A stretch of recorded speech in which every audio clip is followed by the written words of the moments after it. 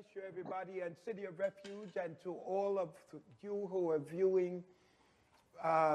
This has been a momentous day. It has been quite significant, and the reason I'm a little late is because I have flown two of the most significant doctors in as it relates to how can we save our African American brothers and our Hispanic brothers from this awful disease. And I thought today that I'd go in a natural way. We've talked supernaturally. We've talked about God from a spiritual point of view, but now we need to find out how we can stop black folk from dying. And that's why we have flown two very influential men in. You have many questions, I have questions, and we want to begin with them. So I'm going to pray and reach everybody. I've reached out to Sean, I've reached out to Snoop, I've reached out, Rick Ross is in the building. I've reached out to everybody so that we can get to the bottom of how can we save black people from this disease. We're dying.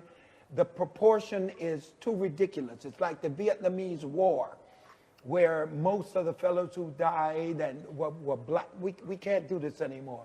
We've got to find a way to solve our problems. And if God has given us two men who naturally know how to get us out of this, then we can give him praise and glory. Let us pray. Father, in the name of Jesus, we thank you because you've allowed us solutions to our problem. And we believe that we have great solutions to our problems right now in this space. And we pray, God, that you will open our eyes. Help us to understand that maybe we don't need to open up Georgia and everywhere else until we have the kind of resistance to stand this test. And I bless your name right now because you are God all by yourself. See us through this, God, in Jesus' name. Amen. Amen. Amen. Amen. I want to introduce two very, very special people, and I met, and you have had an experience with Dr. Wilson Washington, who happens to come all the way from D.C., and Dr. Matthews is coming from Atlanta. And they're here, they came for no other reason than to enlighten us because of Stephen Morris and because of Sean Combs. I brought them here, and Rick Ross introduced me to them. So I am happy, and I want them to take as much time as they need to talk to us.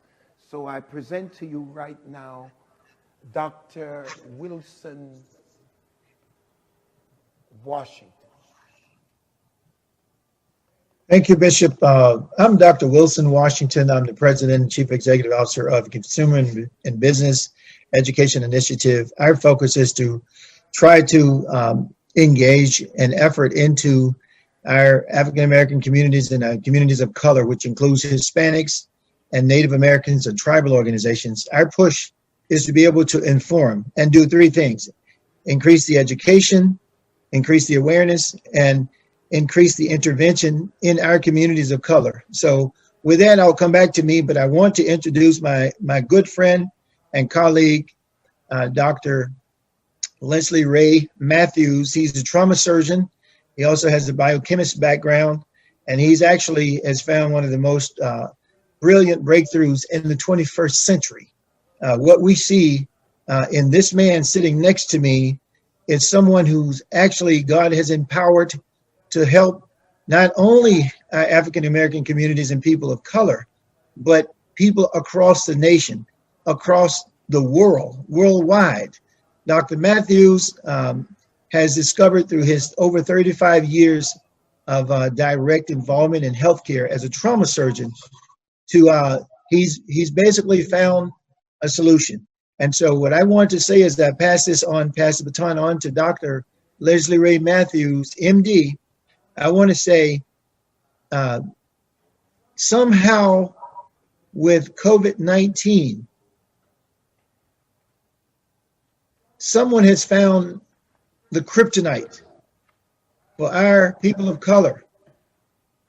And this kryptonite is called COVID-19. Now, I don't want anybody listening to our voice to be afraid, because the blessing we have is Dr. Leslie Ray Matthews. He has a solution. He has a way that we can actually start our treatment. We can reach herd immunity much faster. So I'm going to pass this over to Dr. Leslie Ray Matthews, and he'll talk to you a little bit about what he has and how he can help our community. Dr. Matthews?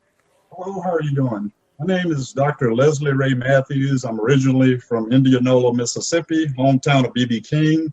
Went to undergrad at University of Mississippi, or Ole Miss, where James Meredith integrated the school in 1965 with 25,000 National Guards. I graduated cum laude from Ole Miss with a chemistry degree. Went to medical school at the University of Mississippi Medical Center in Jackson, Mississippi. I did my surgical residency in Atlanta, Georgia at Grady Memorial Hospital. And I did my surgical critical care fellowship at Mayo Clinic in Rochester, Minnesota. Last 13 years, I was back at Grady in Atlanta, working as a trauma critical care surgeon. I just retired in December 2019 to devote full time to research. Been researching vitamin D for the last 15 years. I've done a lot of groundbreaking research. So one thing I want you guys to do now, if you have another computer, Google over 90% of African Americans are vitamin D deficient.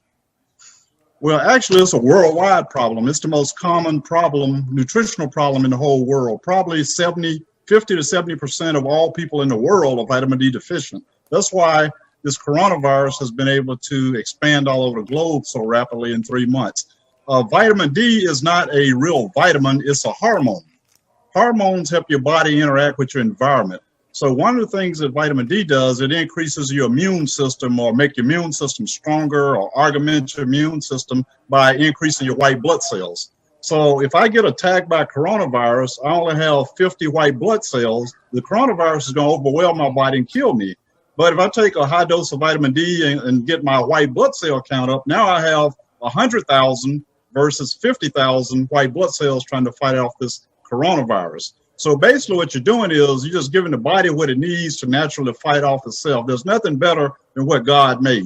Then viruses cannot develop immunity to white blood cells or your body's natural defense. It can get overwhelmed, but you can't develop immunity to it. So vitamin D is a natural product. You can buy it at Walmart or anywhere. It's relatively cheap, and you get a lot of bang for your buck. So I've done this. You can Google my name. You pull up a lot of articles and manuscripts that I've done on vitamin D. I've traveled around the world speaking. I've spoke at the FDA 6 times on vitamin D, the CDC once, Health and Human Services once, Veteran Administration once, and even went to Mongolia, which sits right on top of China. And they have had zero from the coronavirus.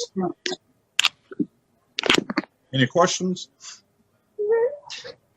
Oh, I have some questions, Doc. I Sure. think Stevie is coming in. I'm trying to admit Steveland now Okay. into the conversation. But I'm going to answer the first question, then I'm going to swing to you. The question that they're asking me is, we hear and see from the news and media daily on COVID-19's pandemic, the fatalities, survivors, the stay-home measures, testing, etc. Where is the voice of the church in this pandemic? What should we be hearing from the church? Should the church's voice be louder during this pandemic? Now, I want you to understand that we're dealing with a God who operates supernaturally and naturally. And this has to be understood by the people who are going through this, that the God we serve is natural and supernatural. Here's what Jesus said. Jesus said that the well have no need of a physician. So he's never denied the significance of a physician in the operation of human existence. It's because of God's ability to put principles in place that makes medical technology possible. So we're in a situation now where we have certain keeping this disease from coming upon us. And now we're going to increase that because we're dealing now with 2 gentlemen who are going to talk to us about increasing our natural God-given defense against disease. And that's the white blood cells fighting. Vitamin D becomes necessary. So here is the voice of the church. Give you what is naturally able to protect you through medical technology with men who have done great research. That's the voice of this church. Here is who I'm presenting to help us through this naturally. Now, if we follow principle, then if it doesn't work for us, we're ready for miracle. But I am not projecting the supernatural before the natural, because God is the God of the natural. So here's my voice, loud and clear. Let's fortify our bodies to be able to handle whatever comes our ways. We've got the experts on. The church is not an expert in medical technology. I have the experts here with us right now. Any other questions?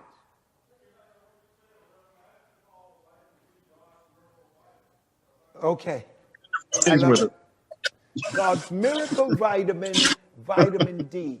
In other words, let me just go over it again. And I don't want to be complicated. I'm not going to be garrulous. I'm going to be laconic in my response. Understand this. Men could have flown years ago if they understood the principles of flying.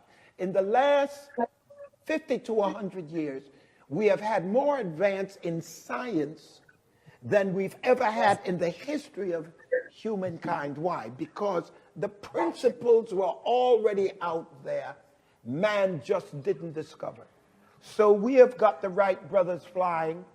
They understood wind velocity, jet propulsion, gravity, but it was there when Abraham was on the earth. We have to give credence to men and women that God brings into our space who have studied what he has placed as principles, and now we need to follow. Everybody should be running for some vitamin D right now because it's necessary for us to have it.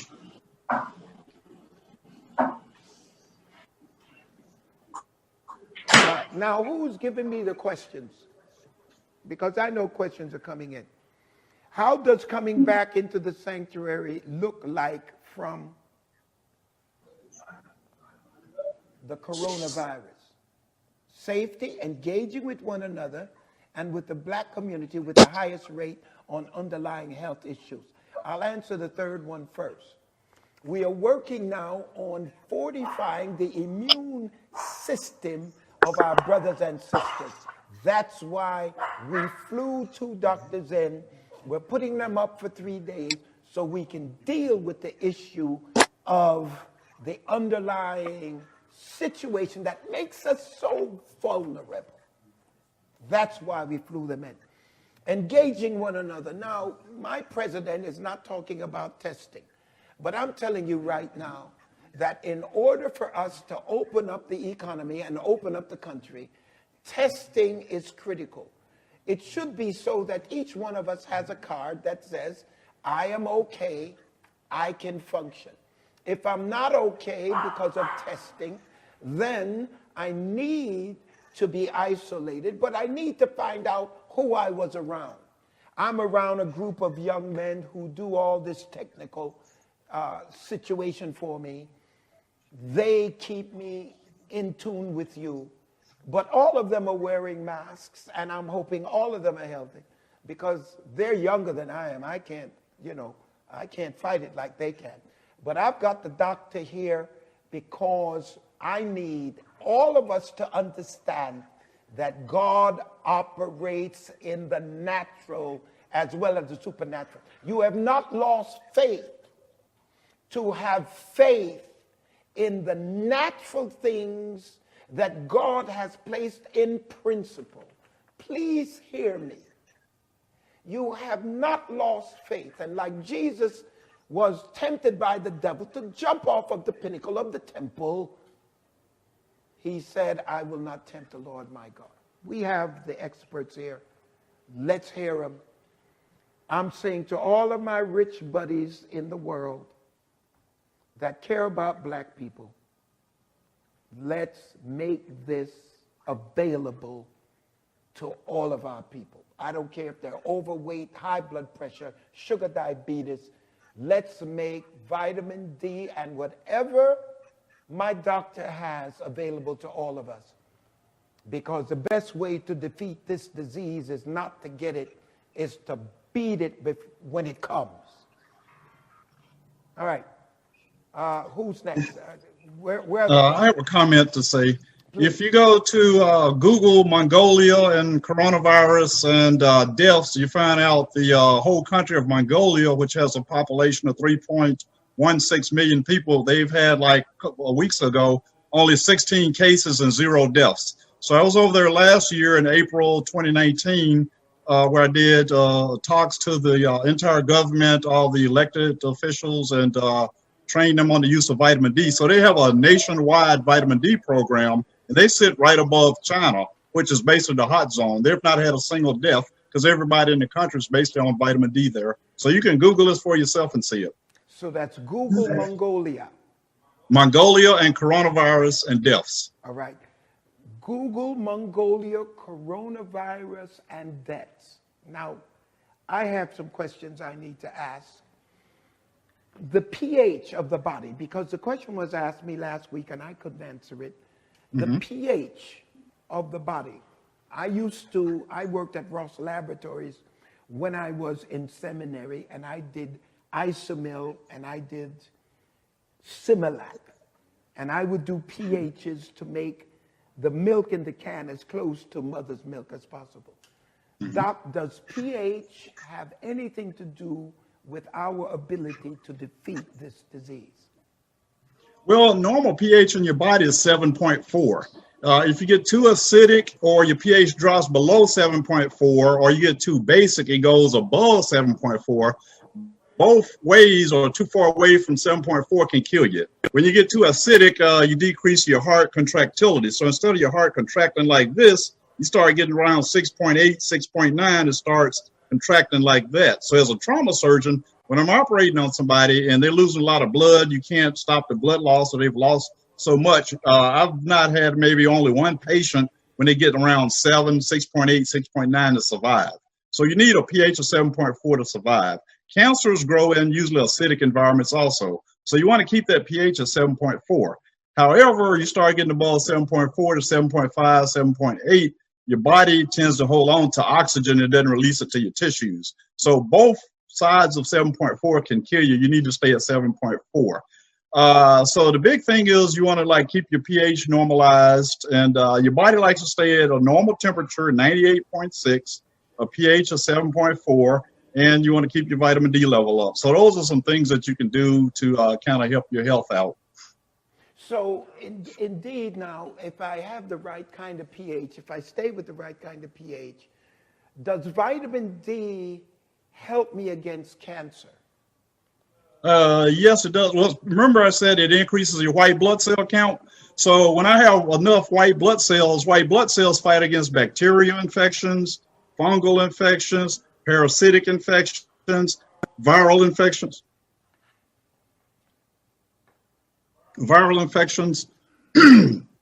And it also fights against all that, and cancer cells also. So your immune system basically fights everything that's foreign that comes in your body. Oh, so then you're saying that, now explain a hormone as opposed to a vitamin. Yes, okay, yeah, definitely. Great question, Bishop. A vitamin is kind of like a spark plug in your car.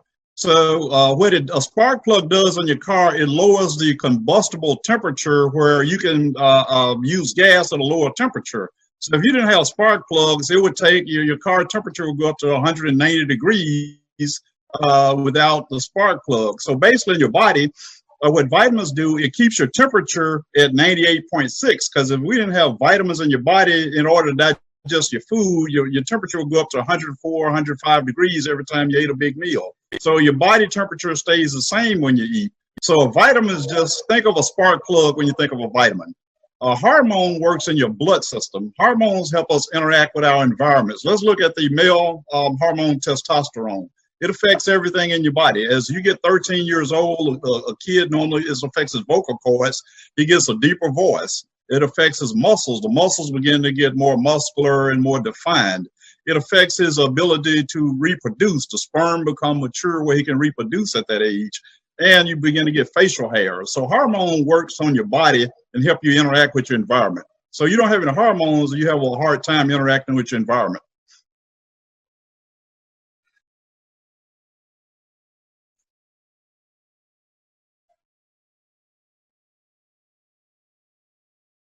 Yes, sir. Mm-hmm. That would be damaging to me, and that now becomes more a part of my body than the vitamin. Am I right? Yes, correct. Okay, Correct. so that means then that this vitamin D is essential. Now, the question I must ask is there anything that goes with this vitamin D that triggers? And I don't want to get into your patent, but I want to understand what is the formula that triggers the vitamin D quickly. For instance, if you came to me right now and I am in the middle of this virus, would you just dump vitamin D by itself, or do you have a formula? I have a formula basically and stuff. So I have a protocol formula that I've used for the last since 2008 at Grady Memorial Hospital. We lowered the mortality rate from 12% down to 3%. These are people that have been shot, stabbed, fallen out of cars, fallen out of airplanes, and just they have multiple injuries. They had one guy that fell 500 feet out the sky and survived and walked out of the hospital. He had about 18, 20 different life-threatening injuries. And so it helps your body with everything. So it's complete. I want to ask you a question. I'm really dumbfounded because why haven't, I know you've talked to people because I've Googled you and you've been all over the world. You've talked to CDC. Tell us some of the people you've talked to. Like I said, I've been to the FDA 6 times. I was the first person that they ever let speak at the FDA about a vitamin. And so they didn't know it was a vitamin. I mean, they didn't know it was a hormone. They thought it was a vitamin because their position was they didn't believe vitamins do anything to help healing. But then I explained that, well, being a chemistry major, I see things differently. Most doctors were biology majors, so they don't understand things on a chemical basis. For example, night blindness, you treat that with vitamin A. Scurvy, back in the old days, you treated that with vitamin C. If you have steroid-induced wound pore healing, you treat that with vitamin A. So vitamin can help in treatment. And so vitamin D is not a vitamin. It should be called hormone D. It was discovered 100 years ago, and they thought it was a vitamin. They just named it the next thing, vitamin D, but it's really a hormone.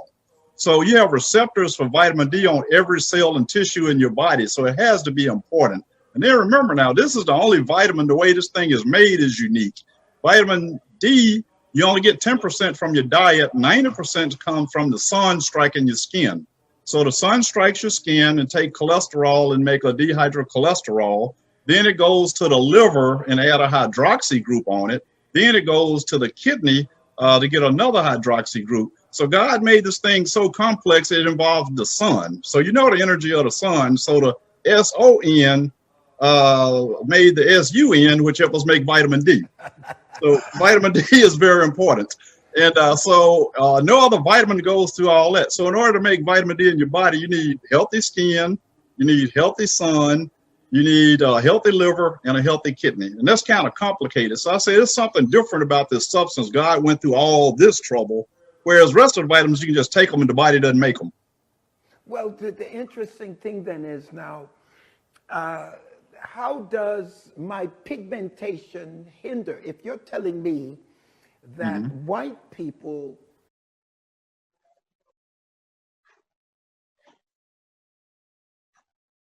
Yes. Okay, that's a very good question, Bishop. That is probably the most important question. So I need to make sure everybody get this point. We have melanin in our skin. So when God made us, he put us on the equator.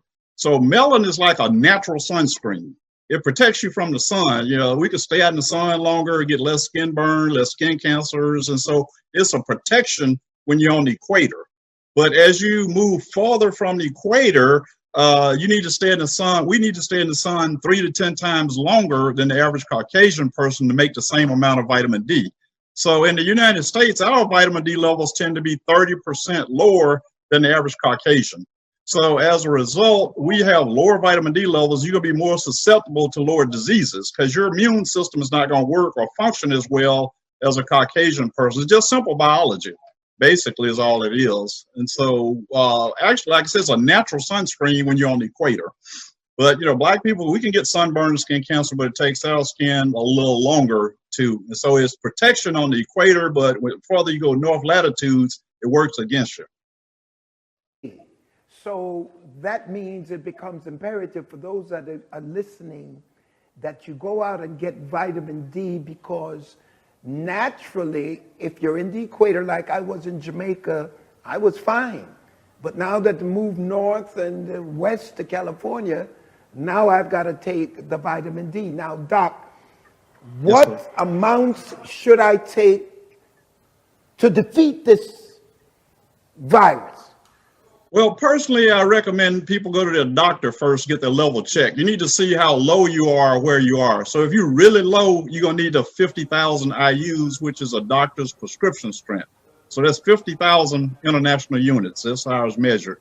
After you get your level up, then you need to take a maintenance dose. So maintenance dose, I usually take 5,000 IUs a day. So that's 50,000 to get your level up. Then there's 5,000 a day to keep your level up. It's kind of like your car. You can't fill your tank up one time and think it's going to stay full. You got to fill your tank up every day, every week. And so same principle.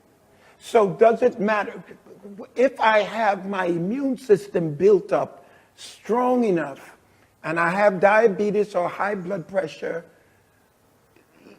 I'm still at a disadvantage, but I'm better off. Is that true? If I build it up in spite of my diabetes or my high blood pressure?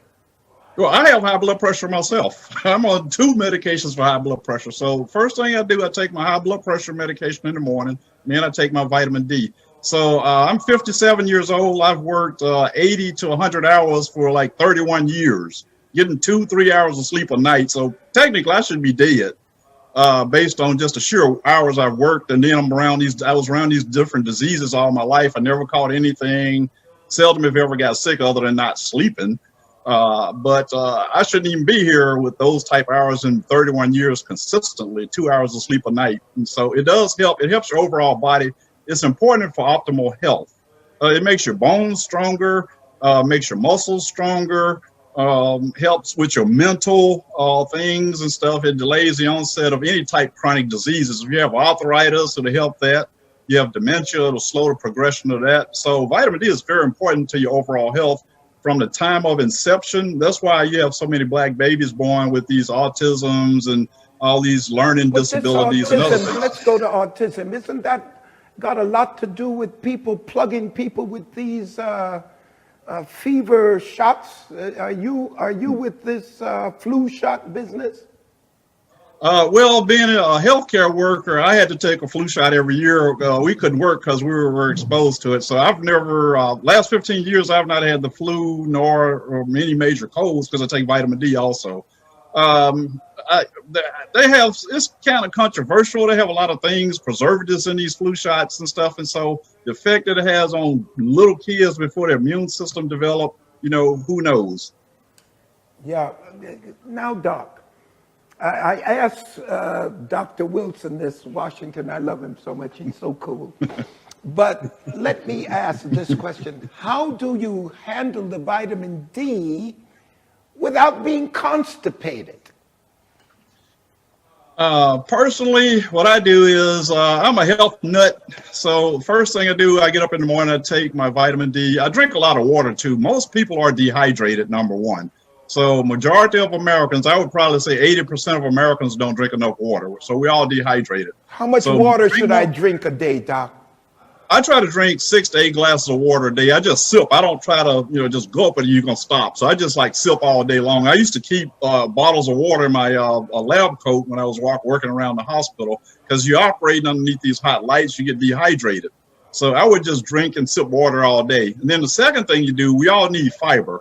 You need about 35 grams of fiber in your diet every day. Most people don't get half of that in terms of fiber. When they do autopsies on people, they found colons with 35 pounds of stool in them on the average. 25 to 35 pounds of just pure stool, because we have low fiber diets in the United States. The third world countries. Of stool? Yes. Are you telling me that people are full of? Yes, sir. Literally. Literally. My goodness. And it's out of there that most diseases come, eh? Yes, death begins in the colon. Yes, sir. Death begins in the colon. So you got all that stool sitting there. That stuff is toxic. Well, you know how it smells. It has methane gas in it and all other type things. So God designed, like, every time you eat, you should evacuate. Okay. And so we eat a processed diet. Most people don't eat a high fiber food. So personally, I used to work all the time, so I would take Metamucil or, something about around 12 noon. So I would take my vitamins and my blood pressure pills at 4:30 when I got up every morning. Then around noon, I would always take an 8-ounce glass of water with some Metamucil or some fiber. Well, the thing about me, Doc, and I will have to say this, is that I drink juices. I have beet juice, beetroot juice, all that kind of stuff. I don't eat anything fried. I haven't had milk in so many years. I have bad habits, but they're none of those. And I have to admit, but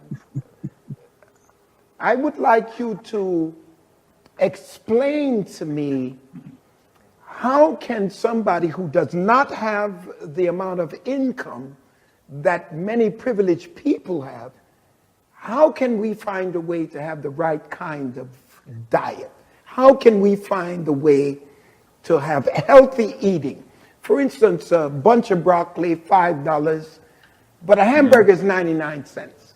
You can gouge yourself at International House of Pancakes, Waffle House. How do you make it happen when you don't have the finances? That is a great question. I'm glad you asked that question, Bishop. Growing up, Wilson and I both grew up in Mississippi, so we both came from large families, and those were before the time where you had insurance, you had to pay cash and everything. So from a family of 11, we had an acre of land. We grew a garden. So that's how we got all our vegetables and fruits. And then my mom would barter with, other people that grew gardens. So she grew corn, this one grew okra. So we had every vegetable known to mankind. And so I think churches can play a big part in it. Most churches, especially in the African-American community, have 8, 10, 12, 20 acres that sometimes is just dormant. Basically, with this coronavirus going on, you're going to see a food shortage pretty soon, the next 3 months probably. So churches could band together, start growing our own foods to help feed the community. And it costs nothing to go buy seeds. Seeds are very cheap. So you're saying, and I think maybe this is something we should do for the benefit of everybody around, is that for anybody who has any space at all with a little bit of ground, do a garden, so you can you can grow what you can't afford to buy in the shop or the store. Now that makes a lot of sense, and I never would have thought that would be the way to go about it, Doc. I think that you're making quite a point. Now, there's another question here that I think I have to answer. It appears that the saints' prayers takes years to manifest. However, when it comes to consequences, or when we don't walk in line of the principles, as you would say, the consequences come very quickly and swiftly. I will respond to that from this point of view, and that is this. When I look at consequences, because I believe this, I believe you either walk, you're going to have pain. No matter who you are, you're going to have pain. You're going to either have the pain of discipline or the pain of consequence. Consequence generally is out of your hand. You have no ability to control consequences, but you have the ability to control discipline. Here's what I've noted, and I feel your heart. I feel your heart. I have noted that sometimes it seems as if the consequences are way more horrendous and horrific than the deed that was done outside of the principle. You end up having a baby with some woman out of wedlock. I will not say illegitimate because no child is illegitimate. But you end up having a 15-minute fling, but now you got 30 years or 18 years at least to deal with the situation. The consequence of the behavior. You're driving a car, you reach back to slap one of the kids or to correct one of the kids, you lose control of the car, and you're decapitated. It happened in Houston. It seems oftentimes that the consequence of our behavior, this is why we have to have an acknowledgement of God in the decisions we make. In all thy ways acknowledge him, so you won't operate in consequences. I will dwell in the house of the Lord forever, and when I dwell in the house of the Lord, goodness and mercy shall follow me. Principles. What the doc is giving us, principles. Principles. It may mean you don't get to buy a Louis Vuitton or you may not be able to buy a Tom Ford suit, but your health is more important. And I'm understanding now that health is a new wealth. We're operating in a time where we can simply say the deceitfulness of riches. The private jet, where you're going to take it?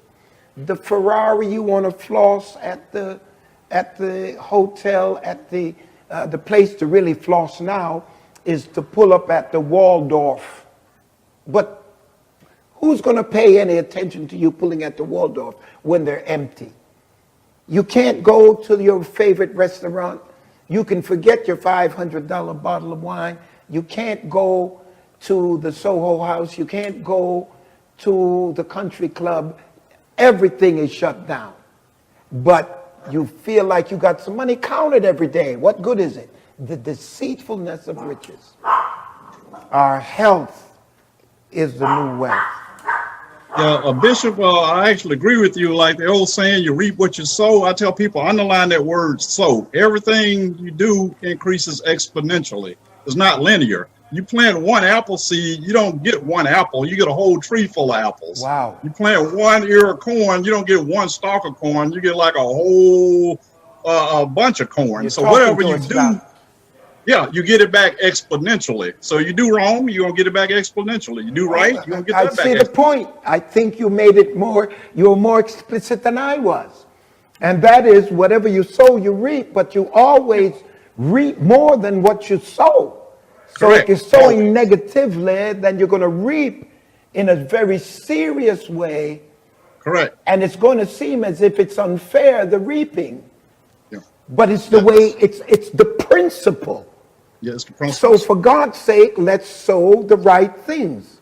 Now, Lisa Collins is saying, and Lisa, I love you.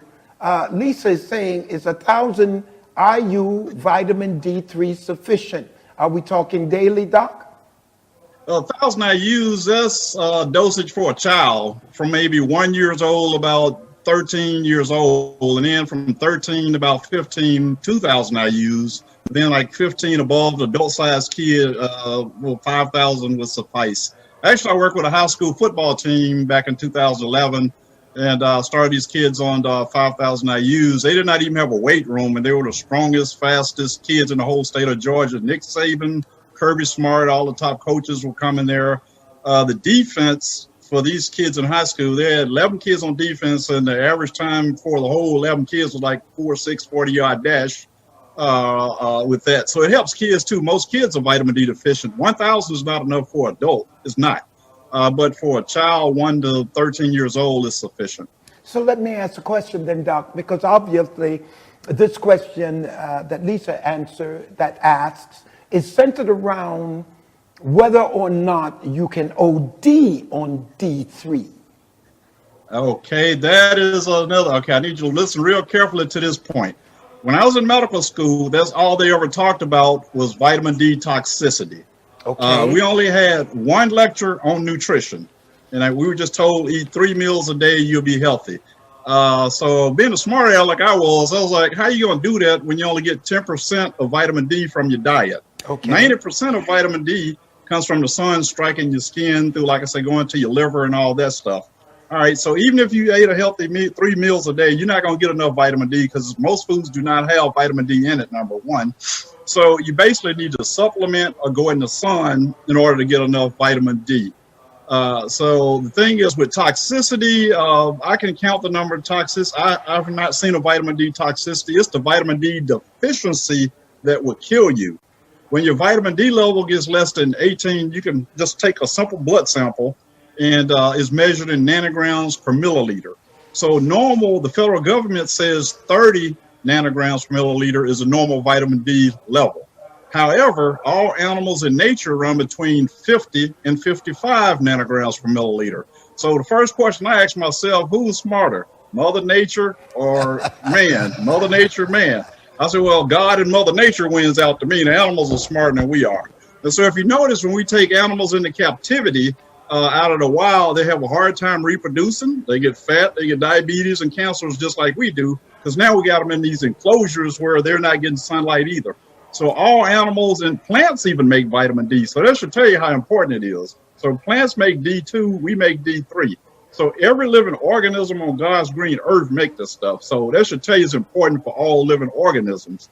And once your level gets less than 18 nanograms per milliliter, your risk of death goes up 30% from all causes. So if you go in the hospital, you have a heart attack, a stroke, traumatic brain injury, pneumonia, coronavirus. So if my level, I go in the hospital, I have coronavirus, my vitamin D level is 10, that's less than 18. So my risk of coronavirus has a higher mortality rate if you have to get intubated.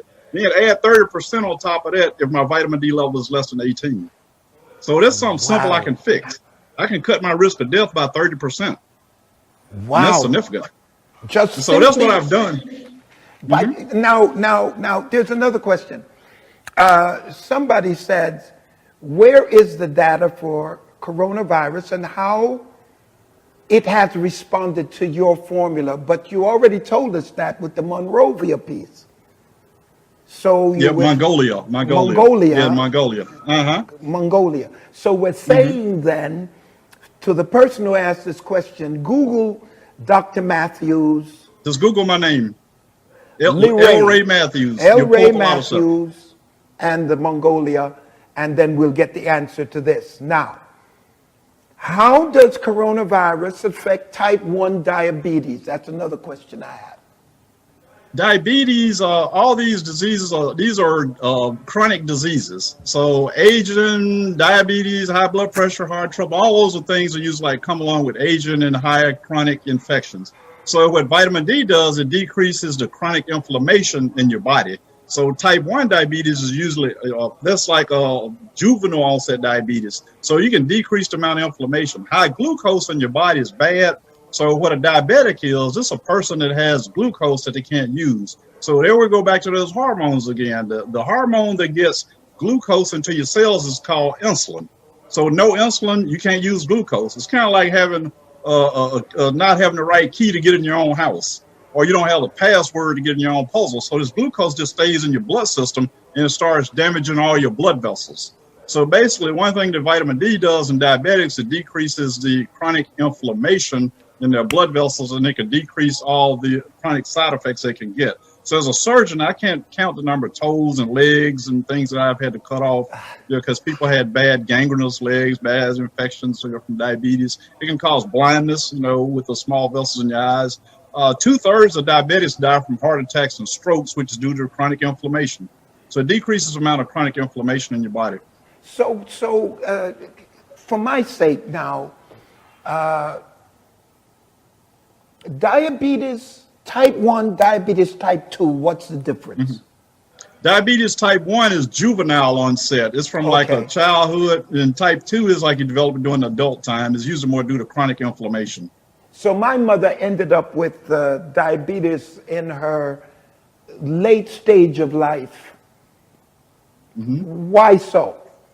That's type 2 because of chronic inflammation in your body.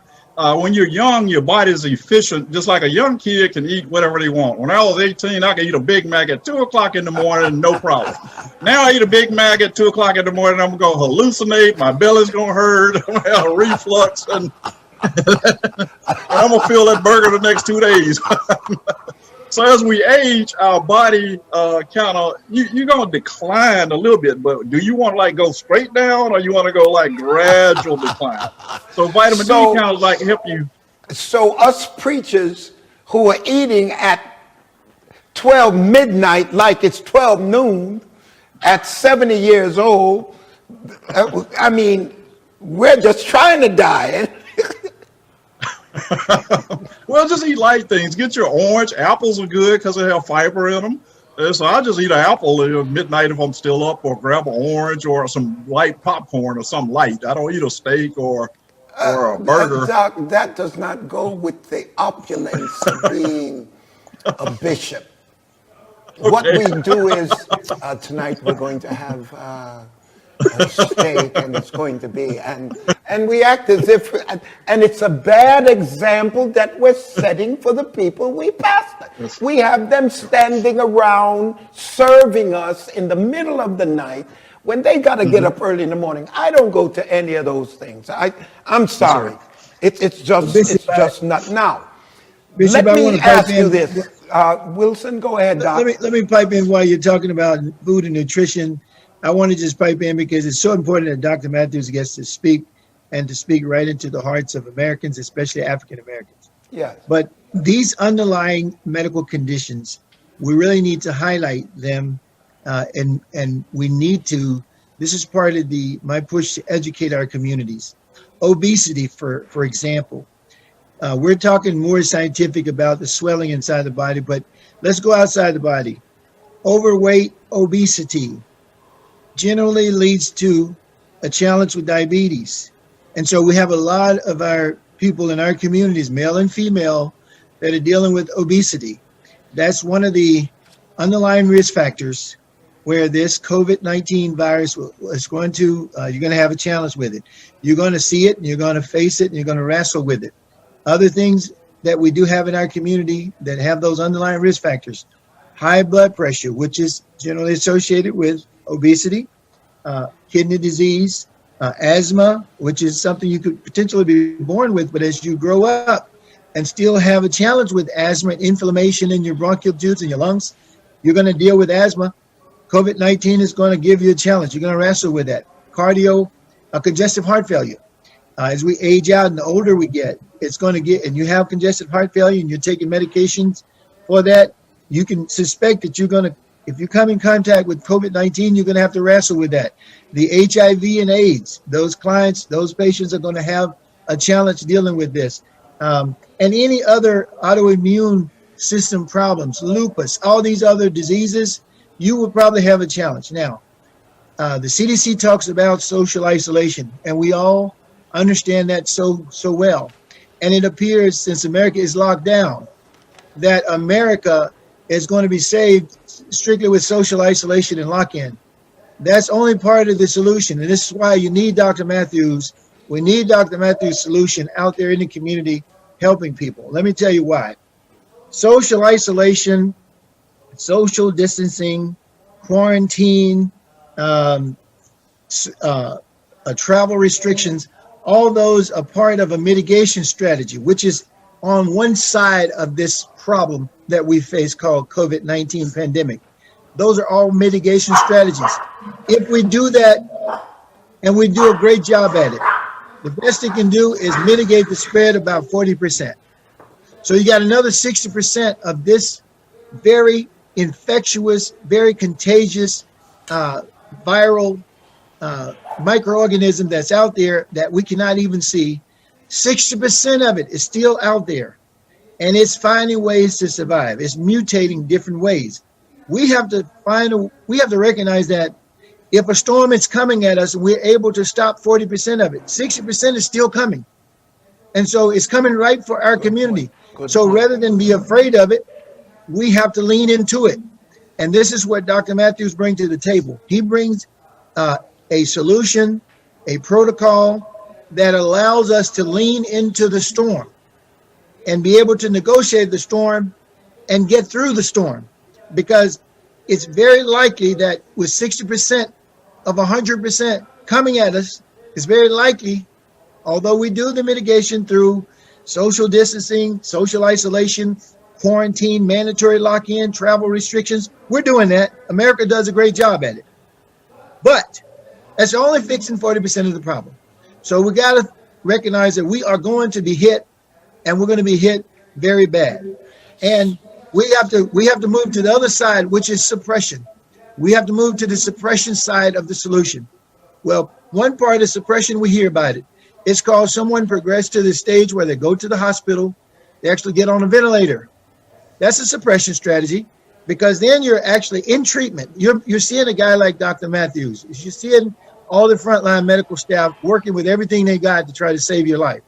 Well, Dr. Matthews is the guy that's going to help us get off the ventilator much faster, because he knows how to do that. That's what he's probably one of the best in the business on how to get someone off a ventilator, because the longer you stay on a ventilator, the less likelihood you're going to get off of it. When you get into 3.5, 4, 5 days, only God will pull you through that.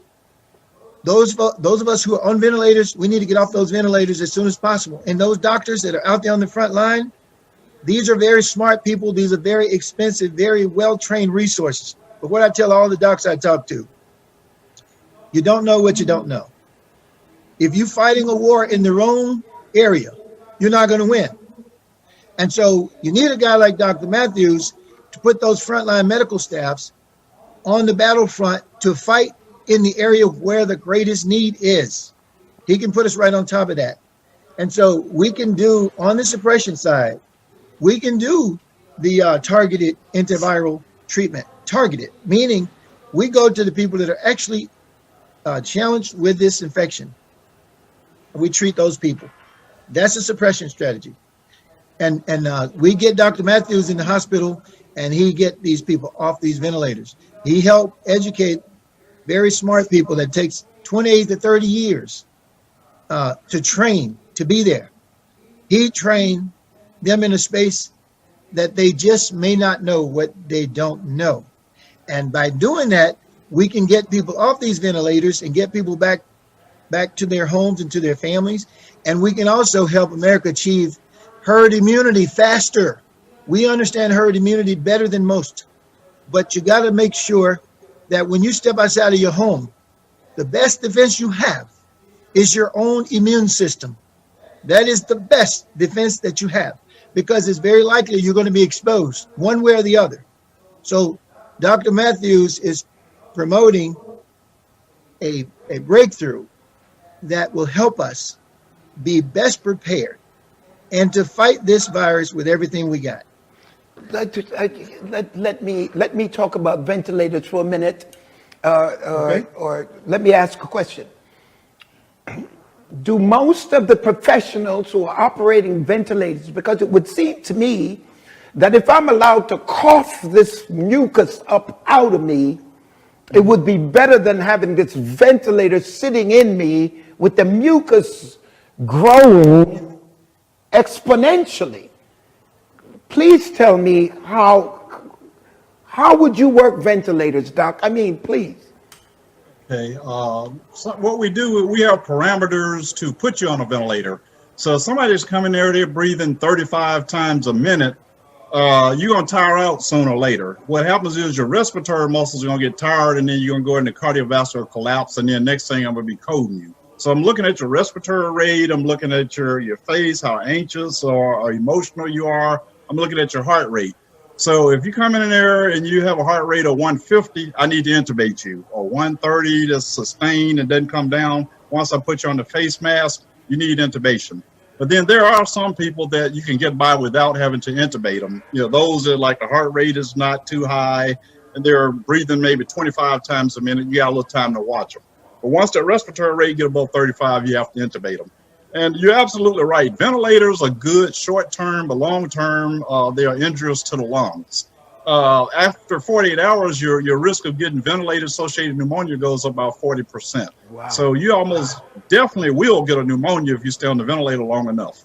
So the thing is, the key is trying to get them off as quick as you possibly can, or to try to avoid putting them on it if you can. But some people, you just can't avoid it. They actually need it to survive, or they were cold at that particular minute. A question was asked, Heaven Sparks, God bless you, love you. How do GMOs impact immune systems? I don't even know what a GMO is. What is it? That's genetically modified organisms. These are things that they splice in the lab. They basically take some genes and slightly alter that product. Say, for example, a genetically altered corn. They take a corn product and make it more resistant, where you don't need to put as many herbicides and pesticides on it to make it insect resistant. But your body now can't digest this corn because it's been genetically modified. So the effect that it has on the body, who knows? I don't think it's a great effect because it's not what God invented. I must ask you this. For the people who are isolated right now, who are drinking, how does drinking affect their ability to fight off this disease, or does it minimize or completely reduce it? Because, listen, a friend of mine sent me a big bottle of goose as a picture. And Grey Goose? He said, I got the answer to this thing. This alcohol is going to kill it. So I want to know, for those that might be sitting home deciding they want to smoke ganja and have a drink, I mean, it's real. Yeah, it's true. Talk to me, Doc. Let me send him a message. Okay. Well, alcohol may make you feel good, but another thing it does is your liver has to work extra hard. Your liver is like a filter, like an air filter or oil filter in your body. So if I'm clogging my liver up with alcohol, my filter's not working as well, getting other properties out of my liver. You get alcoholic liver disease. So it can be bad. If you do everything in moderation, which we seem to have a problem with. We like to do things in bulk consumptions. You know, a glass of wine here, a beer here, that won't hurt you. But a fifth of whiskey every day is not going to help you. Actually, it'll hurt you. You know, whiskey. I can't. That's a lot of whiskey. I've had patients that drink it. They get ulcers. I had to operate on people that have stomach ulcers. Wow. Perforated big holes in their stomach. We have patients, you go in there, your liver should be smooth. And you operate on these people drinking, they got, like, we call it a bumpy face liver. So the liver doesn't work. Bumpy face, like it's not a smooth like cobblestone. Oh, I got you. Know, your liver should be smooth like a desktop. But people that drink a lot, you can tell that they drink a lot because their liver is not smooth. And so then when you start getting the liver is not functioning right, it affects your overall body. And it also suppresses your immune system. So actually, you're making yourself more susceptible to coronaviruses and other infections. And that goes with the cocaine, and that goes with the marijuana. What about the marijuana? Everybody's bragging about the CBD and the marijuana stuff. Okay. Well, CBD and the marijuana is a little different. THC. You got THC is like causes psychogenic effects. They get you high and stuff like that. CBD actually has some good properties. It's actually good for pain. And it doesn't have a lot of THC in it, and it's perfectly legal too. Whereas so if THC I promoted CBD as a pastor preacher, would I be condemned? A lot of people hadn't accepted it yet, or they're not up to speed. But actually, President Trump approved, made it legal to purchase CBD back in 2019. I think November 2019. And so you still have to be careful because everybody's not up to date. Like you go to Nebraska, they might arrest you for having CBD. Well, if President Trump did it, anyway, I'm gonna leave that alone. You also have to have a very low percentage of THC there too. So a low percentage. I tell you what happened to me. Yeah, low percentage of THC. I had some CBD to go to sleep in Korea, and they had me for 4 or 5 hours sitting down because they won't let it in the country. Yeah, Mongolia neither. You can't take it to Mongolia either. That was some kind of situation that I had. Because I had a little bit, I said, give me something so I can go to sleep. And my doctor said, take this. I said, it was prescribed. Yeah. And they put it in the thing, and the color didn't hardly change. They had me for hours. So that's Have you why I had to tried ask you that melatonin? question. Have you tried melatonin to help you sleep? Melatonin, it don't work for me. I Didn't tried work for it. you? Okay. But Okay. because listen, I'm a little wayward. But anyway, how often should we take zinc, Doc? How often should we take what? Zinc. Oh, I take zinc every day. Zinc actually helps stop viral replication. So it actually works well with the vitamin D. So you need zinc every day. Okay, so zinc every day. Are you hearing? Listen, I have flown this doctor here. In fact, I'm telling you, this is the best class I could give you. I don't know if you're watching. I don't know the numbers. I know Stevie's somewhere watching. I hope Sean is watching, because we gotta get this stuff on the ground. Now, are you using stabilized liquid oxygen? Very popular for children born without lungs. Does this prevent brain damage? That's the question I'm going to ask. I do not have any experience at all with liquid oxygen, and hospitals are very regulated. You have to get an IRB approval to do anything, and it takes months and months of paperwork to get that approved. So it's not the standard of care in medicine right now. So anytime you're doing something outside of standard of care, you have to get special permission, get IRB approval. There's a lot of paperwork and a lot of politics involved. Is the virus airborne, Doc?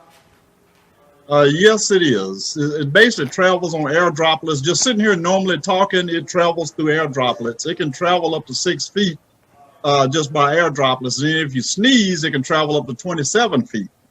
And it's also in the air condition. Yes, they're not letting you know everything. And 27 if you sneeze, because remember, sneeze is like forceful, whereas just talking, it just go like 6 feet. But it can sneeze, and then it can stay airborne for 3 hours. So you can walk through somebody's sneeze. So if I were to... Let me add to that, Bishop. Go ahead, Wilson. Also, yes, it's certainly promoted as droplets, and what you might think is a droplet doesn't necessarily is not necessarily airborne, because it's heavier, so it's going to eventually fall to the ground. So if you sneeze droplets, and of course they fall to the ground 6 feet or so away, or 10 feet away, what we have, especially in this time of the season, we have a lot of Mother Nature things going on. We've got the pollen, and we have the winds, and remember, this thing survives outside of the body for hours. So that means it can certainly start out as a droplet. It can fall to the ground. But then now you're running through the potential of someone coming along, jogging along the street, and picking it up on their shoes. So guess what? They're going to track it right back to their homes. Okay, or they may come along and rub against the bush or the stainless steel surface, and they're going to pick it up and they're going to move and take it right back into their homes. The contagious nature of this virus is, I would say, use the word magnificent. One person can infect an entire community. That's how contagious this virus is. So it can hang out. This virus has those little spikes on it. These spikes, it's almost like little suction cups. They can hitch a ride on things. And so this virus can hitch a ride on a tree branch, on a stainless steel surface, which generally looks to the eye very smooth, on a car. It can hitch a ride on things, on your shoes, on your hands. That's why the hand washing is so important. Your skin is an amazing thing. You know, God put us together very amazing. But just regular soap and water, you can wash it off your skin, but it definitely could be hiding in your fingernails, hiding on your hands. And so you can simply need to go and wash your hands. There's a certain way you wash your hands and make sure you're running it at least under natural water. Soap and water washes it away. There are a number of ways that we can actually approach this. But the key thing to remember, this is this virus is very contagious, and it can move, it can mutate. And once it mutates, it takes on a brand new life. So if it gets in you and it gets you infected and you're the next person to sneeze, this is how this virus survives. This virus has positive RNA charges on it, and it depends on another host to be able to multiply. So during the hours that it's surviving, it's looking for another host because it needs to find another host. It's like a positive signal out there looking for something negative to attach itself to. And once it attaches itself, just like this lodestone on my neck, and once it attaches itself, Hush, Bella. then if that's a host, then it enters the host and it multiplies and create a whole new set of viruses through mutation. So this is a very contagious virus. And certainly when we have the time, I can talk to the community about how contagious it is. But yes, it can become airborne. Yes, it can become airborne in different ways. And it can hit your ride on various objects. But and it your solution to the problem is not the 40% that we save because of the action we take to separate. Your solution to the problem is let's build a community of people who are strong enough that when this thing hits, we are capable of suppressing it because of the system that God gave us. That's what you're saying. Fight it off. So Yeah, I am absolutely. on high blood pressure pills until I get the right kind of diet, the right kind of exercise to get me off the pills. I'm not taking the pills so I can keep eating big steaks all day and all night. I'm on the pills until I get the kind of behavior. So you're telling me, let's stay separate until we get black people and Hispanic people built to the place that if the disease comes by, we still have the power to resist it. Well, Absolutely. you can fight it off. Now, Yes, here's what and that's people tell me. That's what I call it. Here- Lean into the storm. We got to lean into it. Lean into the storm. We got to lean into it. Aggressively operating. Now, Yes, here's what people tell absolutely. me. They say, Bishop, you're too thin. You need some fat in order to offset a disease. In case you get sick, you got a little fat on you. How does fatty tissues fight disease? That's a great question, Bishop. I'm glad you brought that up. African Americans, we have obesity is a big problem in the African American community. Obesity is not good because, number one, you lose 12 years off your life just by being morbidly obese. You give away 12 years. So you just basically tell life, I don't want these 12 years, you take them. You tell Father Death, come on 12 years earlier. You have increased cancers when you're morbidly obese. You lose 12 years off your life. Increased diabetes. I just buried a friend, 59 years old. He was like 5'8", 300 pounds. I just buried a brother-in-law, 6'2", 400 pounds. Buried a second brother-in-law, 5'8", about 380.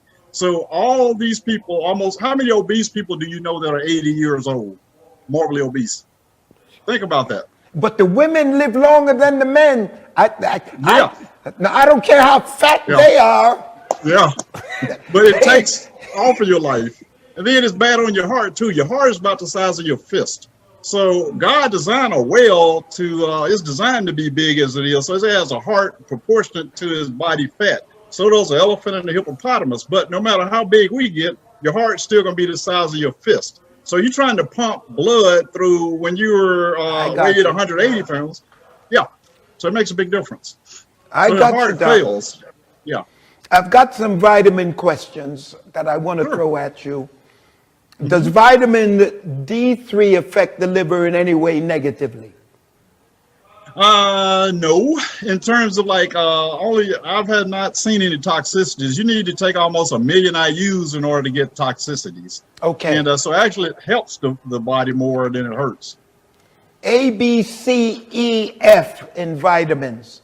How necessary are they? A, B, Well, you need all the vitamins. C. Yeah. Okay. All vitamins we need to take. Yeah, I'm glad you asked that. Your body needs 100 different enzymes, vitamins, nutrients, phytonutrients, amino acids in order to be healthy, in order to have optimal health. So most of us have about 70 different nutrition deficiencies, but the most common is vitamin D. So I can go down the line and just name you multiple deficiencies. But vitamin D is a hormone. It's a hormone. That makes it Okay, different. That you. sets it aside from everything. Okay, so we take the other vitamins. Vitamin C, you go to the bathroom, you urine all of that out. If you have use excess. some of it. Some of it, use yes. some of it. But the vitamin D stays with you because it's a part of your body.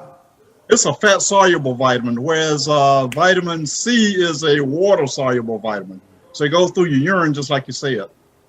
All right. Now, can we get all the vitamins with a single multivitamin, or do we have to do individuals? Another great question. No, I take a Megamin vitamin, which has all the other multiple things in it, and I take a separate vitamin D. So there's no one vitamin. There's not enough vitamin D in any vitamin. Now, this is a conspiracy question, Doc. Okay. What is 5G doing with us? I'm not an expert on 5G at all. So Who do I need to call, Doc? You can ask Wilson that. I've read that, it's shorter wavelengths. Okay, I'll gladly address the 5G concern. What I can tell you is I've not seen any evidence that the 5G has actually contributed to the spread of the COVID-19 virus. Now, having said that, I'm an engineer from the Navy. On our ships, we have something called. You were in the Navy? Yes, sir. Yes, sir. I'm a retired lieutenant commander. What ship were you on? I was on the last one I was on was the USS Manitowoc, LST 1180 out of Little Creek, Virginia. Oh, I've been down to Virginia. I took it around the world. I've seen half of this world on that platform as its engineer. Wow. And so on ships, we have red lines where equipment that emits radiation, we tell people don't walk inside the red line because you're likely to get exposed to radiation. Something you can't see, but we know it exists. I'm also a chemical, biological, or radiological warfare officer. I'm the guy in the Navy that they send out and figure out why people are dying.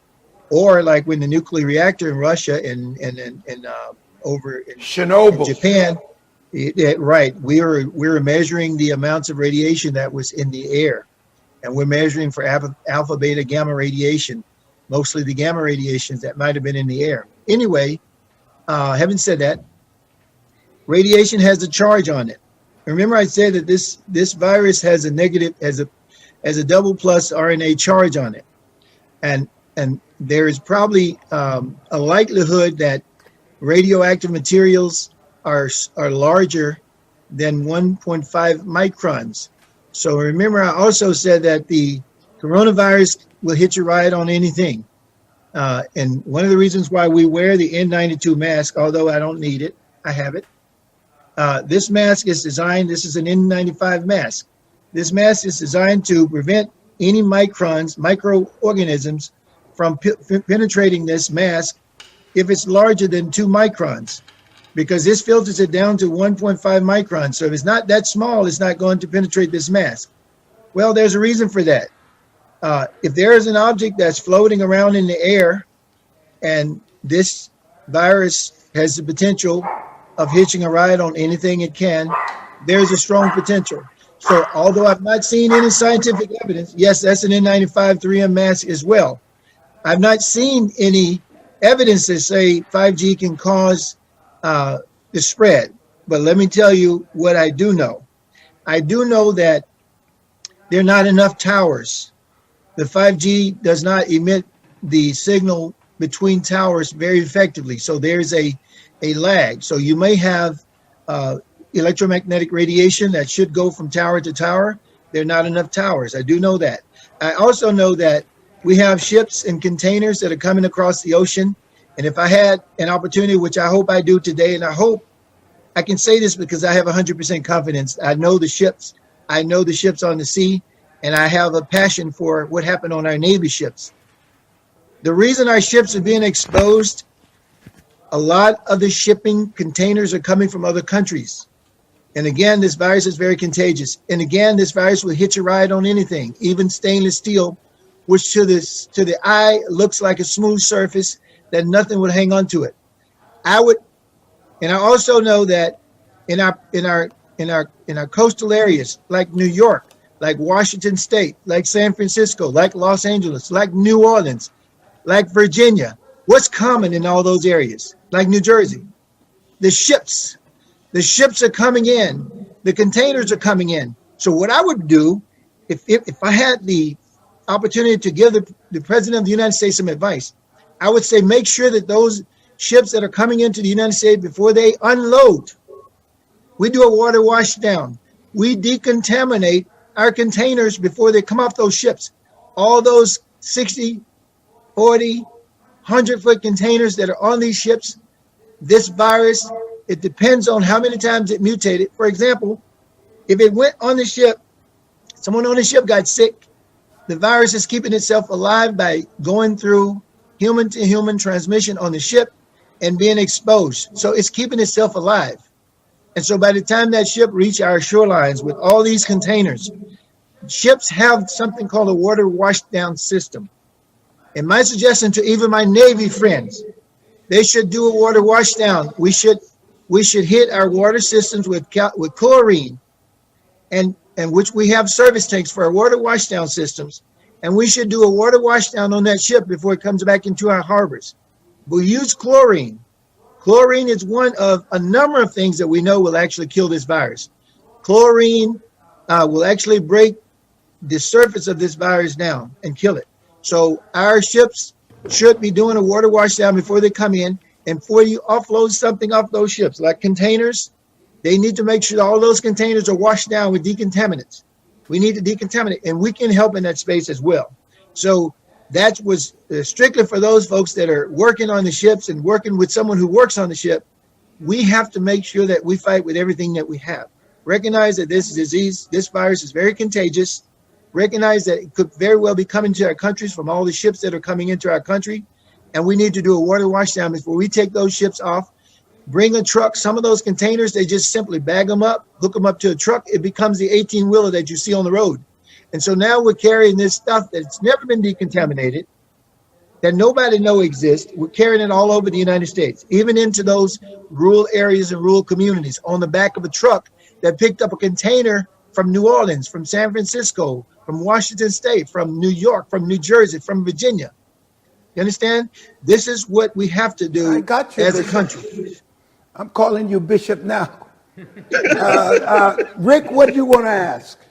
You're right on, Rick. Well, you know, I've been Look right in there, Rick. I've been dealing with them for about 4 months now, and you know, I've been going on telling everybody what was coming, and a lot of the stuff that they informed me about, I was passing to other people.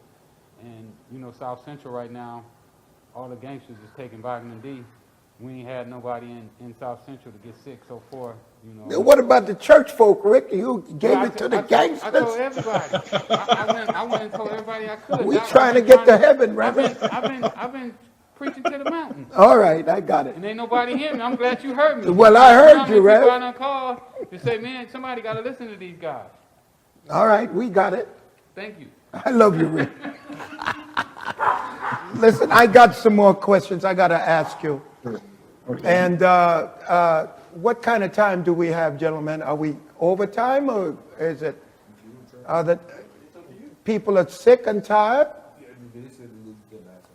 All right, I've got, does ginger, lime, and garlic help? Ginger, lime, and garlic. I've heard. And this is my spray. Evidence. I spray everything. I've heard anecdotal evidence. You know, I take supplements and stuff, but I know vitamin D works because I've researched it at work with patients. But all right, so we're going with the vitamin D. Yes, sir. All right. Somebody sent a question. Because I'm thin, that doesn't mean I'm healthy.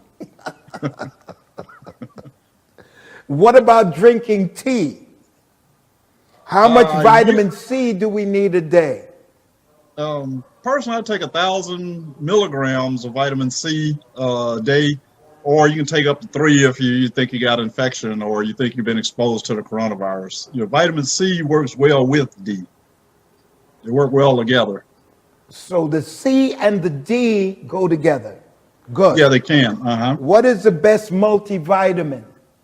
I take Megamin from GNC. They kind of a little expensive though, but I think it's a good vitamin because they have a plant-based form, which is all plant-based, and then they have like the regular synthetic form. Then it has about 70 different nutrients in it. I take Megamin just like you, Doc.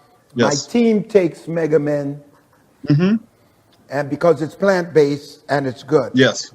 Now, Yeah, definitely. I have a question. What about a well woman? A well woman. Because women are women, so Yeah. I guess women live longer than we do. Yeah. Well, So Well, a well personally- woman still needs whatever it takes. yes. Actually, I got my girlfriend and the whole family on vitamin D. So, yeah, they need to be well, too. Doc, you're too old to have a girlfriend. You're like me. But Well, I might settle down and get married. Who knows? okay. Why is it difficult to lose belly fat? Because we're full of. That's one reason. Then we have a processed diet where we eat high sugars. God didn't design our body to eat a lot of sugars and processed food. We were meant to eat more natural foods, fruits and vegetables and things like that. Then as we get older, your metabolism slow down. And just drinking one Coca-Cola has 8 teaspoons of sugar in it. Good. So 8 teaspoons. Yeah, so that's like 200 some calories. So you drink 4 or 5 sodas a day. That's a lot of calories. That's terrible. Yeah, it's terrible. So I try not to drink sodas. If I do, I just drink a half of one and just I throw the haven't other had a half away. soda in I don't know how many years. Yeah. I have my habits, but it's not sodas, I promise. Is it difficult because of hormonal imbalance? Does that change anything? Yes, as we get older, your testosterone, estrogen, and all the natural hormones that kept you slim and trim actually decreases. And then we're less active because of arthritis or whatever. We're obese. So then you add in a poor diet on top of all that. It's just hard to lose weight. But if you just start walking, people don't need to go to the gym. You just get outside your house and walk around the house a couple of times. And Walk eat in the block. less. Yeah, and eat less. And then if you drink a glass of water or half a glass of water before you eat, you actually eat less because water fills you up. So that's another simple trick you can do. How long do you think this virus will be around? And I think that's about the final question. Sure. Okay. Based on what I'm seeing, I live in Georgia. Georgia basically is opening itself back up Friday. So I think people from Georgia are going to leave and go everywhere else in the world and keep it going. So I would say this thing is going to be around from 4 to 18 months. So it's not going anywhere anytime soon until you augment people's immune system. So See, we all have weakened immune systems. Huh? So you would say essentially that this year is shot. Yes, definitely. Definitely. Correct. Yeah, because we all have weak immune systems. I spoke at the UN back in 2018, and I basically told the UN vitamin D deficiency is the biggest problem in the world. I said, if you had like a virus or bacterial infection, I said it's going to spread around the whole world because the whole world is basically vitamin D deficient. I am going to bring this to a close, Doc, because Okay.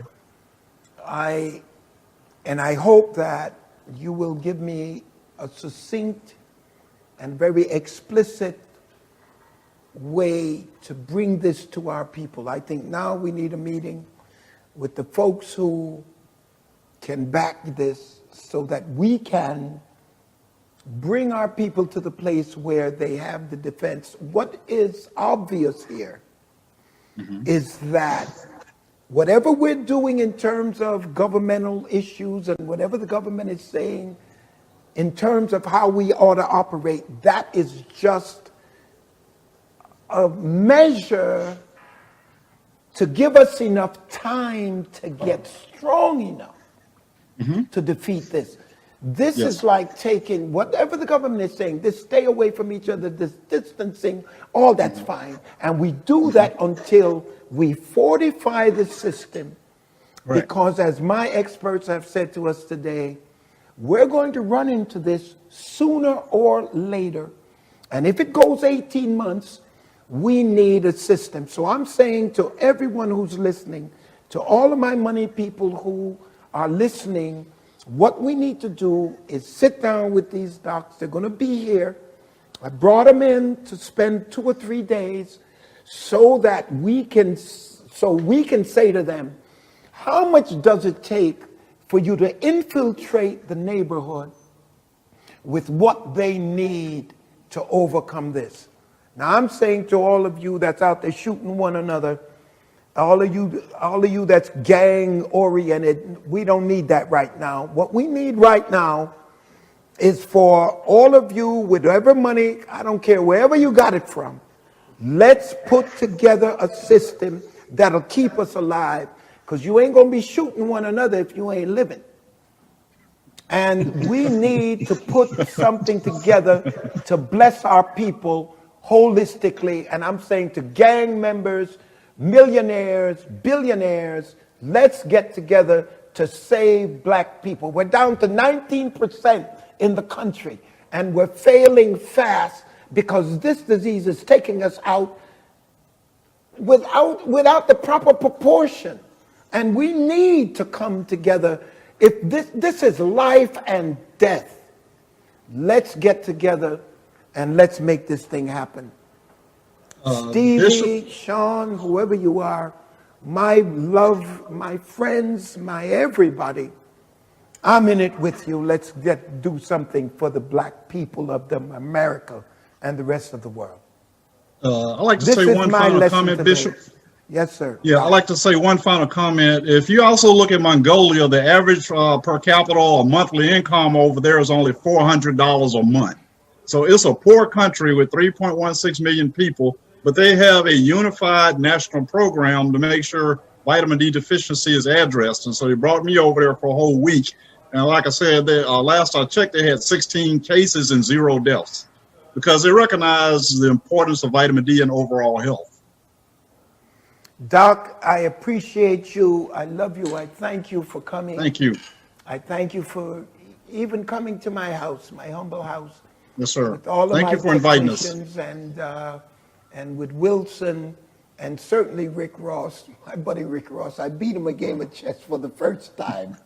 The first time I beat Rick Ross, one time. He's going to slaughter me from now on since I made it public. But this is the Bible class from the City of Refuge today. We'll play it tonight because I can't preach to you if you're dead. I need living people to preach to get you to heaven. I hope that you are blessed. Father, in the name of Jesus, we thank you today. We pray, God, that your people, as they're blessed, they will bless the house, that they will bless the church. We thank you for those who are throwing money over the gate. We thank you for those who are dropping money off at the church to keep us going. But right now, Lord, we want people to be healthy. Keep us healthy. We thank you for this session. In Jesus' name, amen. Amen. Amen. Amen. Amen. Amen. Amen.